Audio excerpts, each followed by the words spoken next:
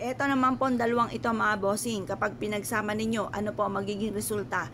Kayo po'y maa-amaze sa mga swerteng darating po sa inyo kapag pinagsama nyo ang dalawang sangkap na ito na pinaka-powerful din na pampaswerte. Ito po mga bossing ko, ang ating asin ay magtatawag ng swerte, magtataboy ng mga kamalasan. Ito namang ating bigas ay kasaganahan ng dulot. Parang hindi ka na mamalasin pa dahil sa pamamagitan ng asin at sasabayan po ito ng tambalan ng ating bigas. Ang bigas ay ginagamit sa pulpo ito na pagdating sa usapin ng mga pampaswerte. Ang bigas ay hindi nawawala at asin sa ating pong hapagkainan kapag po pagdating ng usapin ng bagong taon or kaya pag maglilipat ng bahay or sa inyo pong negosyo. Proven po ito na napakaswerte basta't may 100% kang paniniwala sa mga gatong mga pamamaraan. Ngayon po mga bossing, pagtambalin nyo itong dalawang ito at halimbawa, isang baso nito, isang basong asin. Or pwede rin naman mga bossing ko, 3 kutsarang asin, 3 kutsarang bigas mga bossing. Ilagay sa isang baso. At pagkatapos mga bossing ko ay mag-wish po kayo. Sa pamamagitan ng pampaswerteng ito, lahat ng mga pangarap ko ay matutupad. Kung naman ang mga pagsubok ang pinagdadaanan ay kaagad ko itong masusolusyonan. Mag-wish na po kayo ng lahat ng gusto po ninyo. Sa pamamagitan ng sipag at tiyaga, double time sa pagkayod, mga pangarap ko sa buhay ay aking makakamtan.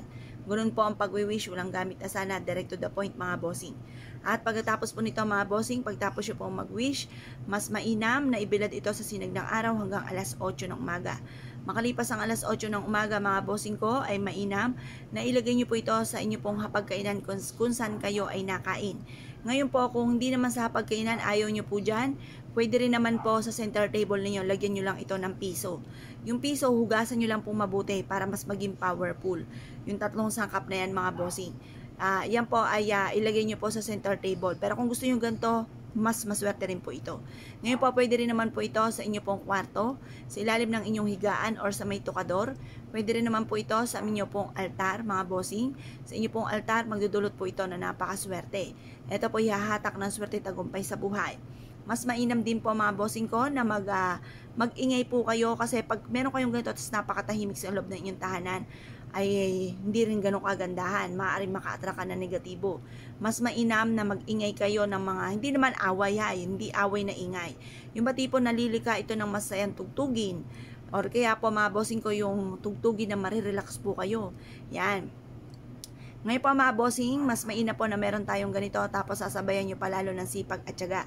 Pag natunaw yung asin, itapon nyo po itong 2 sangkap na ito kasi 'di ba pinagsama natin natunaw yung asin. Itapon nyo lamang po mga bossing ko sa plastic, lagay nyo sa plastic. Tapos lagyan nyo po ito ng karayom para pinuputol nyo na ang mga kamalasan nyo kasi kaya yan natunaw, marami siyang mga nahigop na negatibo. Tapos yung ating bigas, hayaan nyo lang po kasi na-mix na po yun doon sa bigas at saka yung asin. Proven po ito na maswerte basta't may 100% kang paniniwala sa mga gatong mga pamamaraan. Kung naniniwala po kayo mga bossing at nais po itong gawin, asya mga bossing, good luck po sa inyo po lahat.